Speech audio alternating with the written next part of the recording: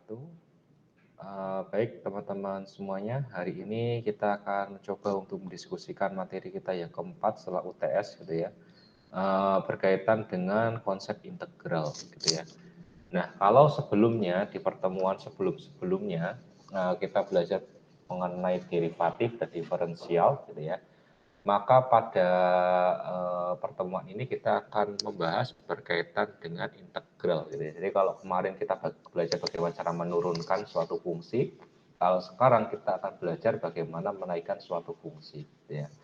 Nah kalau kemarin di derivatif atau turunan, ya kita mengubah fungsi fx ya, fx ini ya menjadi fungsi f aksen x di sini.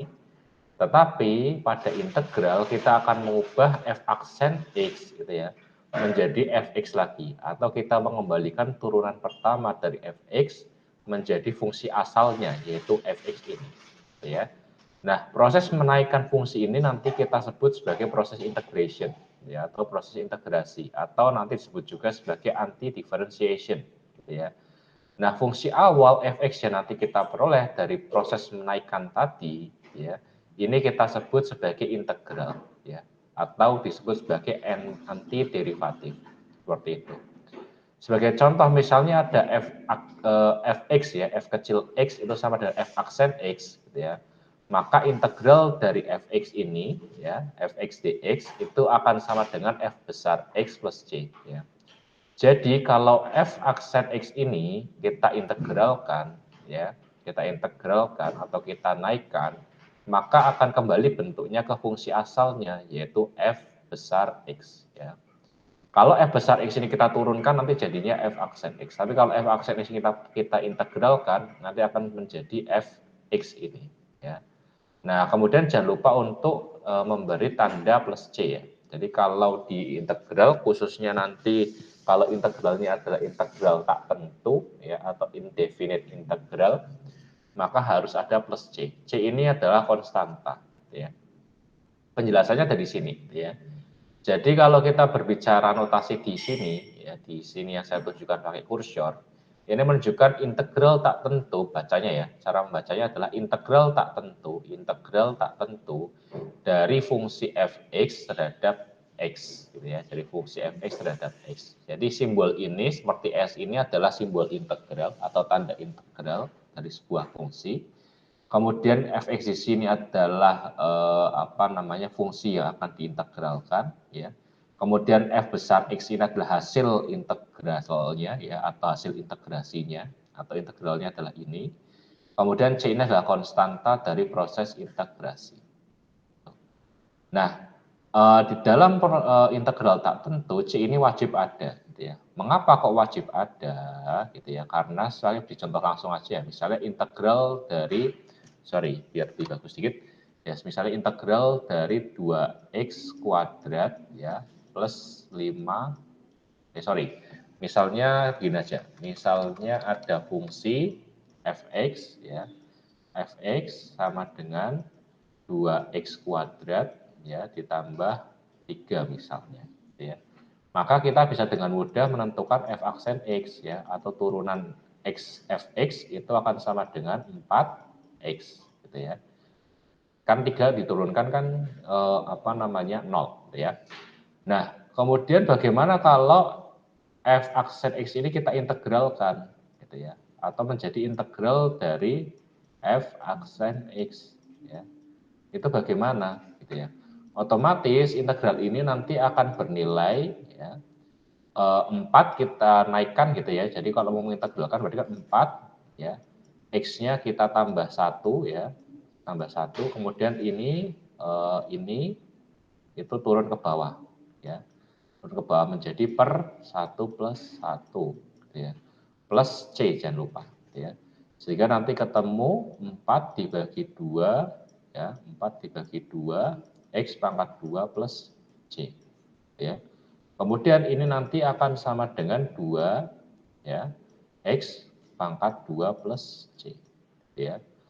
Nah, di sini C yang ada di sini itu sebenarnya nanti akan menjadi pengganti ya, akan menjadi pengganti dari angka 3 yang ada di sini ya, angka 3 yang ada di sini ya.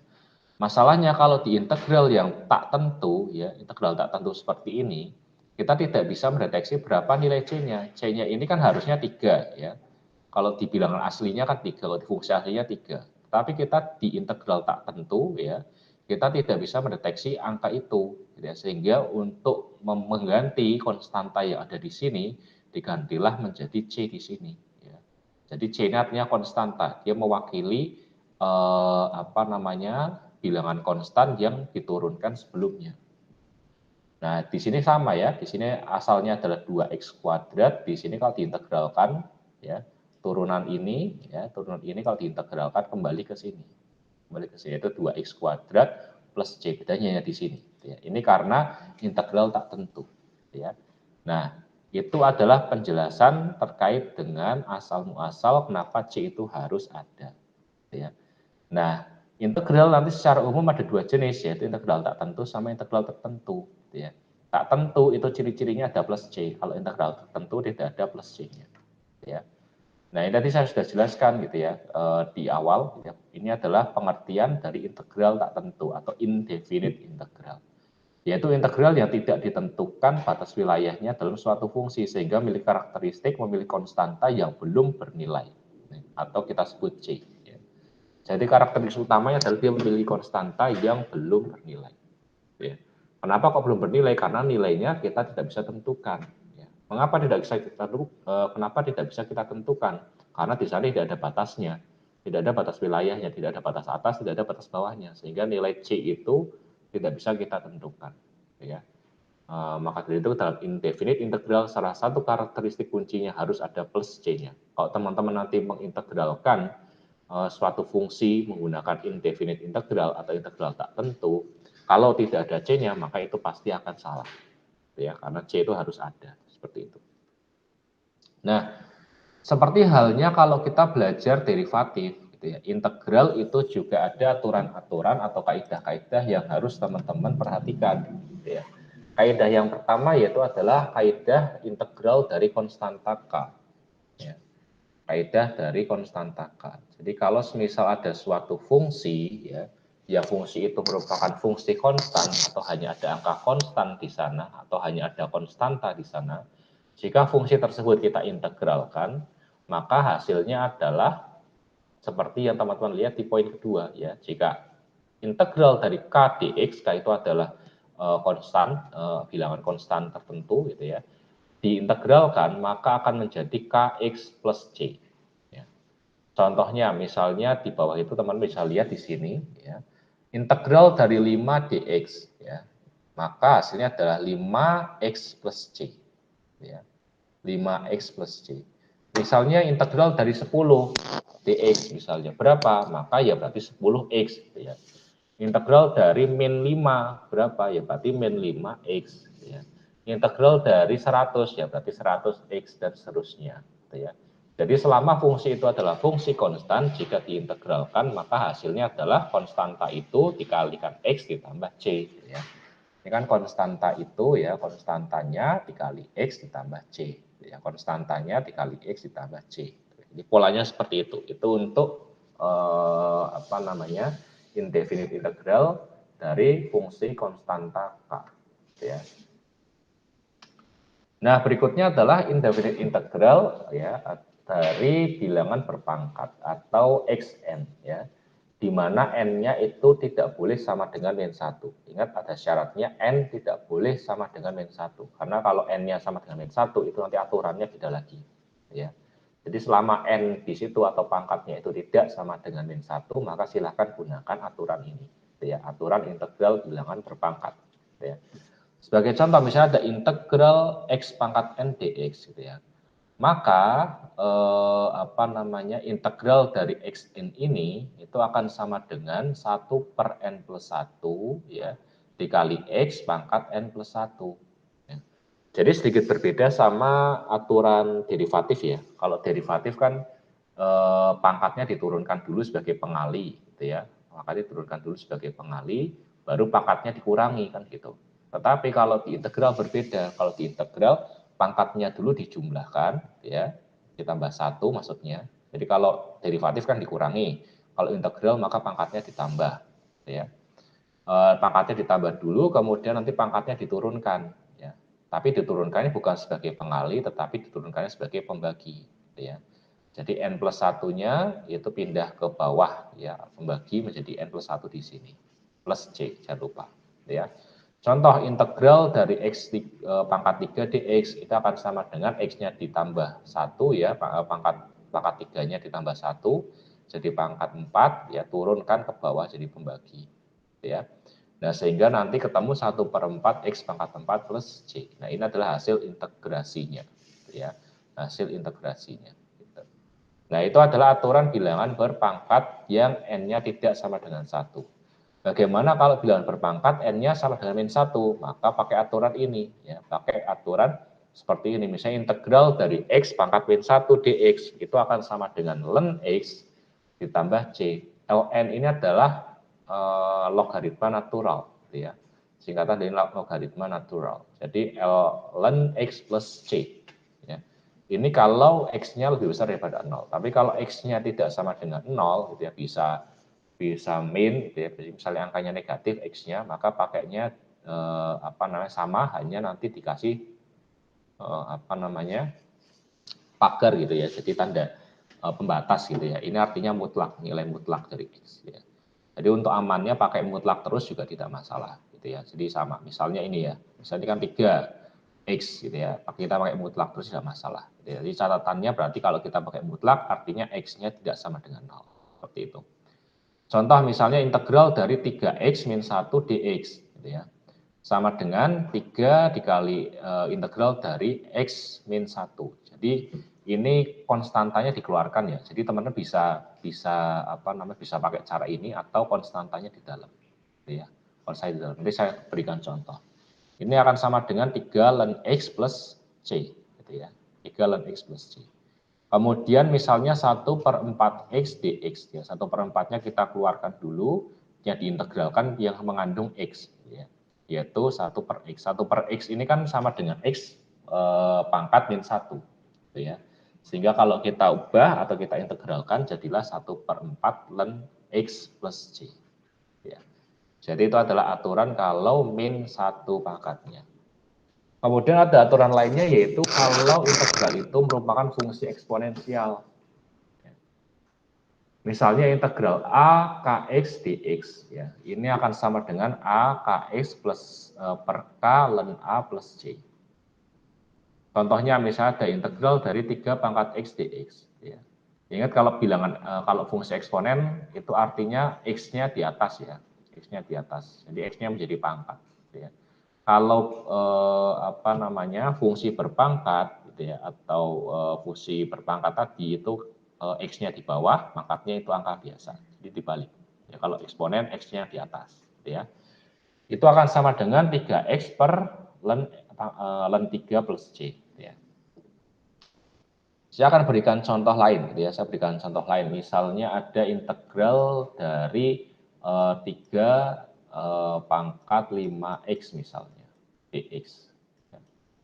Nah, ini sama dengan berapa? Ini akan sama dengan, berarti sama ya, 3, 5x gitu ya, dibagi gitu ya, 5 itu dari n ini gitu ya, 5, kemudian ln, A-nya berapa? A-nya ini 3, berarti di sini ln 3 ditambah C gitu ya. Nah, ini adalah contoh lainnya. Kemudian lagi misalnya integral dari misalnya min 5 pangkat 2x dx misalnya. 2x dx. Ya. Maka ini akan sama dengan ya, min 5 pangkat 2x ya, dibagi berarti di sini n-nya adalah 2 gitu ya. K-nya 2, itu berarti di sini 2 ln ya. A-nya adalah 5 di sini. 5. Z plus C gitu ya. Nah, ini adalah caranya seperti ini, gitu ya. Caranya seperti ini, gitu. Gitu. Nah, silakan nanti dicek gitu ya. Latihan-latihan soal, nanti coba dibantu dikerjakan, ya coba dikerjakan. Kira-kira bagaimana untuk menyelesaikan integral dari fungsi eksponensial, gitu ya.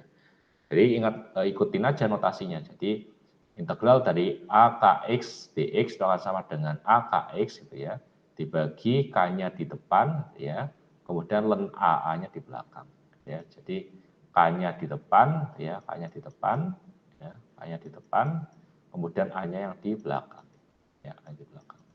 Jadi ikutin aja polanya ya, ikutin aja polanya. Jadi seperti itu adalah untuk integral fungsi eksponensial. Kemudian ada integral fungsi eksponensial bilangan natural. Jadi yang dieksponensialkan atau fungsi eksponensialnya itu bukan bilangan biasa, tapi bilangan natural atau kita notasikan itu dengan E. Ya, bilangan natural itu kita notasikan dengan E. Jadi misal ada integral E kx dx, gitu ya.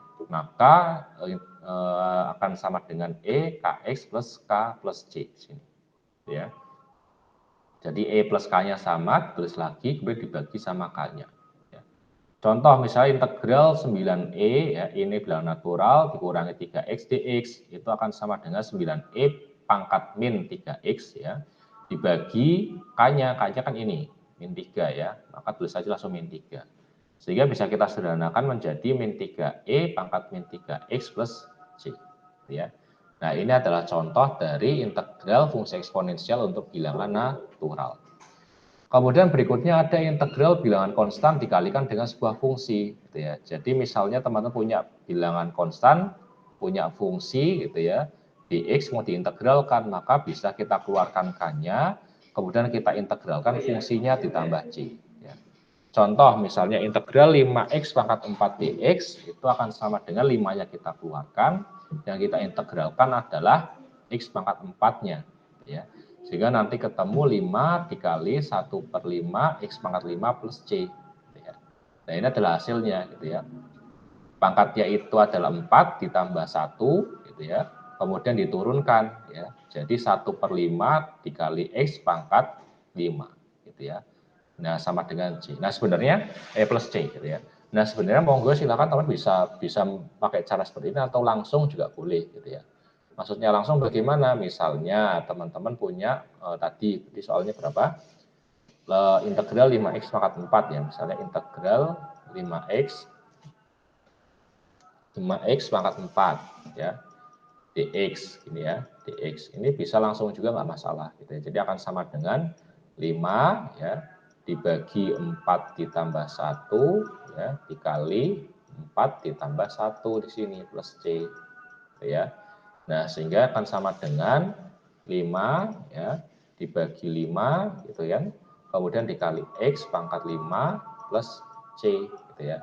Sehingga akan sama dengan x pangkat 5 plus c ya. Nah, ini hasilnya. Gitu. Jadi boleh langsungan enggak dikeluarkan dulu atau mau pakai cara yang tadi seperti aturan ini juga boleh. Hasilnya sama. Ya, ini kalau disederhanakan kan hasilnya x pangkat 5 plus c gitu ya. Nah, kemudian aturan berikutnya adalah aturan atau integral dari penjumlahan dan pengurangan fungsi. Ya. Jadi ini mirip atau identik dengan derivatif gitu ya. Kalau derivatif kan penjumlahan dan pengurangan fungsi itu sama gitu. Jadi diderivatifkan masing-masing fungsinya dengan tanda tambah dan tanda kurangnya sama. Ini juga sama. Ya. Jadi misalnya ada integral dari fx ditambah atau dikurangi ya atau dikurangi gx ya. Maka ini akan sama dengan integral dari fx dx ditambah dan dikurangi. Jadi sama ya, kalau sini tambah ya sini tambah, kalau dikurangi ya sini dikurangi gitu ya. Integral dari gx dx plus c gitu ya. Contoh misalnya integral dari 3x pangkat 3 min x plus 1 dx ya. Jadi plus ada min ada plus gitu ya. Ini akan sama dengan integral dari 3x pangkat 3, kemudian dikurangi integral dari x, kemudian ditambah integral dari 1 plus c. Gitu ya, sama seperti yang di sini. Nah, kemudian diintegralkan satu per satu, gitu ya. Berarti 3 dikali 1/4 x pangkat 3 itu dari sini integral yang pertama. Kemudian ini kita integralkan jadi setengah x kuadrat, kemudian kita integralkan jadi x plus c. Sehingga kita sederhanakan lagi menjadi 3/4 x pangkat 4 dikurangi setengah x kuadrat ditambah x plus c. Nah inilah hasil integrasinya ya.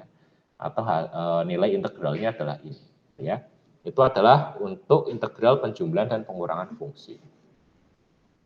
Kemudian aturan berikutnya adalah integral fungsi negatif.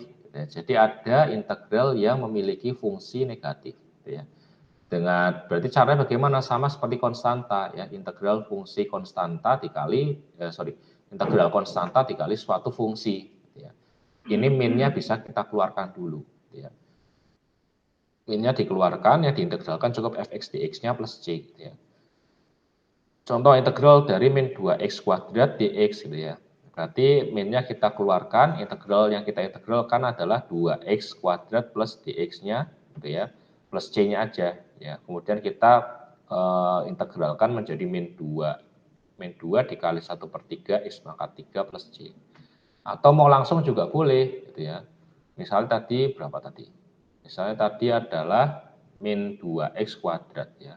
Integral dari min 2x kuadrat misalnya dx ya. Ini boleh langsung, berarti langsung min 2 ya dibagi 2 plus 1 gitu kan. X pangkat 2 plus 1 plus C gitu ya. Nah, sehingga ini akan sama dengan min 2/3 dikali X pangkat 3 plus C gitu ya. X plus 3 X pangkat 3 plus C ya. Hasilnya pasti sama, min 2/3 X pangkat 3 plus C, min 2/3 X pangkat 3 plus C sama. Gitu ya. Jadi monggo silahkan boleh seperti ini kan, dikeluarkan dulu, boleh langsung juga sama. Yang penting hasilnya sama, caranya betul. Gitu ya. Nah berikutnya itu teman-teman juga harus memahami aturan berkaitan dengan integral dengan proses substitusi. Gitu ya. Nah integral dengan proses substitusi nanti ada beberapa langkah yang harus teman-teman kerjakan. Ya, misalnya ada integral dari fx dx ya. Kalau mau menggunakan proses substitusi ini akan sama dengan integral dari u du per dx ya dikali dx plus c gitu ya. Ini akan sama dengan integral dari u dikali du akan sama dengan fu ditambah c gitu ya. Nah, maksud notasi ini apa? Nanti akan kita jelaskan dengan contoh saja biar lebih mudah. Contoh integral dari 16x pangkat 3 dikali x pangkat 4 plus 3 dx gitu ya. Mungkin untuk informasi saja, jadi kalau di integral itu kalau untuk fungsi-fungsi yang kompleks itu biasanya menggunakan integral proses substitusi gitu ya. Kalau di derivatif kan ada pembagian, kemudian ada perkalian gitu ya, punya rumus sendiri-sendiri, punya notasi sendiri-sendiri. Tapi kalau di integral nanti fungsi yang kompleks itu bisa diselesaikan dengan menggunakan proses substitusi. Ya, contohnya ini. Misalnya ada integral dari 16x pangkat 3 dikali x pangkat 4 plus 3 dx gitu ya. Nah, berapa integralnya? Maka langkah-langkahnya adalah sebagai berikut. Yang pertama, teman-teman harus mencari dulu variabel atau harus mendeteksi dulu variabel independen dengan pangkat tertinggi. Itu nanti kita umpamakan atau kita misalkan sebagai u gitu ya. Nah, di sini ada variabel independen ini kan x gitu ya. X-nya ada dua, ada X pangkat 3, ada X pangkat 4. Ya. Yang pangkatnya tertinggi yang mana? Otomatis yang pangkat 4. Gitu ya. Sehingga yang memiliki X pangkat 4 itu nanti akan kita misalkan sebagai U. Gitu ya. Oleh karena itu, di sini U itu akan sama dengan X pangkat 4 plus 3. Gitu ya. Ini akan kita misalkan sebagai U. Ya. Nah, setelah itu teman-teman harus mencari DU per DX-nya, ya, menentukan nilai DU per DX-nya untuk menentukan berapa DX-nya, ya. Oleh karena itu kita turunkan loh, DU per DX kita turunkan. Jadi X pangkat 4 plus 3 kita turunkan, hasilnya adalah 4, X pangkat 4 ditambah 3 kita turunkan hasilnya jadi 4X pangkat 3, ya. Nah, itu masih DU per DX, maka DX-nya akan sama dengan berapa? DX-nya otomatis akan sama dengan DU per 4X plus 3. Ya. Nah, saya coba tuliskan ya di sini ya. Tadi kan kita dapat U sama dengan X pangkat 4 plus 3, ya kan?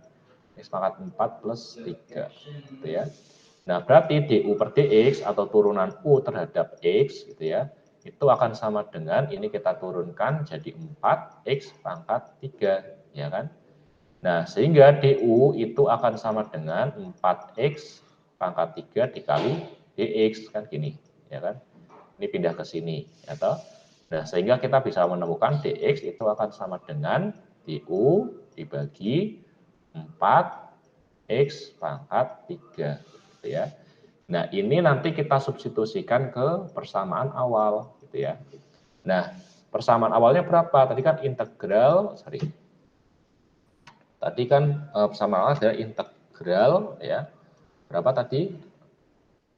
16x pangkat 3, 16x pangkat 3 ya, dikali x pangkat 4 ditambah 3 dx kan gini, ya kan? Nah, ini kita substitusi pakai u, ini kita substitusi pakai ini ya, dx-nya ke sini, gitu ya. Sehingga nanti hasilnya akan sama dengan ya 16x pangkat 3 ya dikali u ya. Dikali u dikali du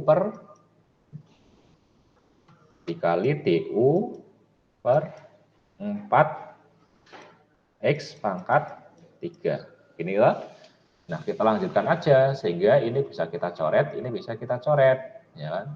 Sehingga nanti ketemu hasilnya adalah 4, ini bisa kita coret ya, ini bisa kita coret juga, 4U dikali DU. Ya, toh? Nah, hasilnya sama seperti ini, jadi 4U dikali DU. Ya. Nah, ini harus kita integralkan ya, ini masih integral, ini masih integral. Ya. Nah, ini harus kita integralkan kembali. Ya. Ini seperti ini. Ya, ini kita harus integralkan kembali. Gitu. Nah, integralnya berapa? Ya, integralnya nanti jadi seperti ini. Gitu ya. Kita integralkan hasilnya jadi sama dengan ya, 4 ya, dikali ya, kali berapa nih? 4 dikali 1 ditambah 1 U pangkat 1 ditambah 1 plus C. Ini ya. Nah, sehingga sama dengan 4 dibagi 2 dikali U pangkat 2 plus C, ya toh? Sehingga nanti ini akan sama dengan 2U kuadrat plus C. Nah, ini adalah hasilnya, gitu toh? Ini adalah hasil integralnya, gitu. Nah, setelah ini selesai, maka teman-teman ya, teman-teman bisa mengembalikan bentuk ini ke bentuk asalnya, gitu ya. Tadi kan ini ada berapa tadi? 2U kuadrat plus C, ya kan? U-nya tadi kan ini ya, U-nya kan ini, ya. U-nya kan ini, ya toh? Kita pindah lagi, kita substitusikan ke sini, ya. Nah, sehingga nanti ketemu 2 dikali X plus 3 kuadrat plus C. Nah, ini adalah hasil integrasinya, gitu ya. Gitu. Nah, kemudian ini kita bisa uji, ya, kita bisa uji betul atau tidak dengan menurunkan kembali. Ya, ini kan integralnya, hasil integralnya. Kita bisa uji dengan menggunakan turunan, gitu ya. Ini tadi fungsi apa? Misalnya ini fungsi z sama dengan, gitu ya. Jadi nanti dz per dx, gitu ya. Kita cari turunannya, gitu ya. Atau kita cari f aksen x-nya, gitu ya, f aksen x-nya lagi, gitu ya. Nah, caranya bagaimana ya? Sudah kita uji aja. Berarti sini ini kita turunkan berarti 4 ya.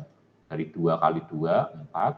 Kemudian dikalikan x plus 2 plus 3. Ini u-nya kan x pangkat 4 ya. Iya, pangkat 4. X pangkat 4 jangan lupa, gitu ya. X pangkat 4 ya, x pangkat 4 ditambah 3 dikali sama turunan di dalamnya, berarti 4x pangkat 3. Ini kan? Nah, sehingga ini dikali ini jadi 16x pangkat 3 dikali x pangkat 4 ditambah 3. Ya. Hasilnya sama nggak sama soal awal? Soal awalnya berapa sih tadi? Ya kan hasil turunan ini. Soal awalnya tadi berapa? 16x pangkat 3 dikali x pangkat 4 plus 3. Sama ya, 16x pangkat 3 dikali x pangkat 4 plus 3. Gitu. Nah, jadi betul ya, ternyata jawaban ini betul. Gitu ya. Jawaban 2x pangkat 4 plus 3 kuadrat plus c ini merupakan integral dari 16x pangkat 3 dikali x pangkat 4 plus 3. Nah, inilah yang disebut sebagai integral dengan proses substitusi, gitu ya, dengan mengumpamakan, gitu gitu ya. Mengumpamakan salah satu persamaan atau salah satu fungsi itu sebagai U, gitu ya. Kemudian dihitung seterusnya dengan cara yang tadi saya jelaskan, gitu. Nah, itu adalah integral dengan proses substitusi untuk integral tak tentu, gitu ya. Nah, kemudian ada yang berikutnya harus teman-teman perhatikan adalah integral tertentu, gitu ya. Kalau di integral tak tentu kita tidak punya batasan, gitu ya. Kalau di integral tertentu atau definite integral bahasa lainnya itu mempunyai batasan-batasan tertentu, gitu ya. Contoh, ini kan adalah bentuk dari integral tak tentu ya, teman-teman. Jadi ini bacanya dari integral tak tentu dari fx dx sama dengan f besar x plus c, gitu ya. Jadi nggak ada batasannya nih, gitu ya. Nah, saat x-nya ini ada batasan, ya misalnya ternyata x tersebut atau x pada fungsi tersebut terletak pada x sama dengan a dan x sama dengan b, di mana b lebih besar daripada a, maka fungsi ini akan berubah sebagai menjadi fungsi ini, teman-teman. Fungsi yang di sini akan berubah menjadi fungsi yang di sini, yaitu integral BA dari fungsi fx dx itu akan sama dengan f besar x BA, ya batasnya kan BA tadi, itu akan sama dengan fb ya dikurangi fa. Gitu. Jadi kalau tidak ada batasannya, tidak ada AB-nya, ya tidak ada BA-nya, itu disebut sebagai integral tak tentu, harus ada C-nya. Tetapi kalau sudah ada batasannya B dan A di sini, maka itu disebut sebagai integral tertentu, gitu ya. Nah, contohnya ini, gitu ya. Jadi kalau di sini dia tidak punya batasan, ya, tidak diketahui batasannya berapa sama berapa. Tetapi kalau di integral tertentu ada batasannya, misalnya ada di X sama dengan A dan di X sama dengan B, ya. Jadi jelas ini batasannya adalah di sini, ya, yang diarsir ini, ya. Ini adalah batasan dari fungsi yang mau kita integralkan, ya. Nah, oleh karena itu ini kita langsung ke contoh aja biar lebih mudah, ya. Contoh misalnya integral dari 10x dx dengan batas 4 sama 1, ya. Atau integral tertentu 10x dx dengan batas 4 sama 1 itu akan sama dengan kita integralkan seperti biasa dulu, ya. 10x kita integralkan otomatis jadi 5x kuadrat, ya. Ini kan tambah 1, 1 tambah 1 2, 2-nya jadi pembagi, jadi 10 dibagi 2, 5, ya kan. Kemudian X-nya 2, gitu ya, karena 1 tambah 1, dengan batas 4 sama 1, ya. Kemudian X yang ada di sini, ya, yang hasil integralnya, itu teman-teman substitusi dengan angka 4 sama 1, ya. Sehingga nanti menjadi 5 dikali 4 kuadrat dikurangi 5 dikali 1 kuadrat, ya. Seperti ini rumusnya, FB min FA, ya. Sehingga nanti ketemu hasilnya adalah 5 dikali 8, ya, 4 kali 4, 16, gitu ya. Jadi 5 dikali 16 dikurangi 5, tok, gitu ya. Jadi nanti ketemu hasilnya adalah 75, gitu ya. Nah, ini adalah hasil dari integral tertentu, gitu. Nah, itu adalah materi saya pada hari ini, teman-teman semuanya. Jadi silakan teman-teman pelajari lagi materi ini, kemudian mencoba latihan-latihan soal yang sangat banyak ada di internet, sangat banyak ada di buku-buku berkaitan dengan matematika ekonomi, gitu ya. Itu di perpus juga ada, jadi silakan teman-teman membaca, kemudian silakan teman-teman latihan untuk mengerjakan. Karena kalau matematika teman-teman tidak berlatih untuk mengerjakan, itu tidak mungkin bisa. Tidak berlatih atau tidak latihan untuk menyelesaikan soal, itu tidak mungkin bisa paham, gitu ya. Karena matematika bukan seperti ilmu sosial yang perlu menghafalkan, gitu ya. Kalau matematika tidak bisa dihafalkan, tetapi harus dikerjakan secara langsung dengan latihan mengerjakan soal, gitu ya. Nah, jadi itu yang dapat saya sampaikan. Kemudian sekali lagi terima kasih banyak atas perhatian teman-teman semuanya pada hari ini, gitu ya. Jika nanti ada yang belum dipahami dari materi saya, silakan bisa chat saya di grup, gitu ya. Nanti kita akan diskusikan di sana. Oke, baik, terima kasih. Saya akhiri. Akhir kata, wassalamualaikum warahmatullahi wabarakatuh.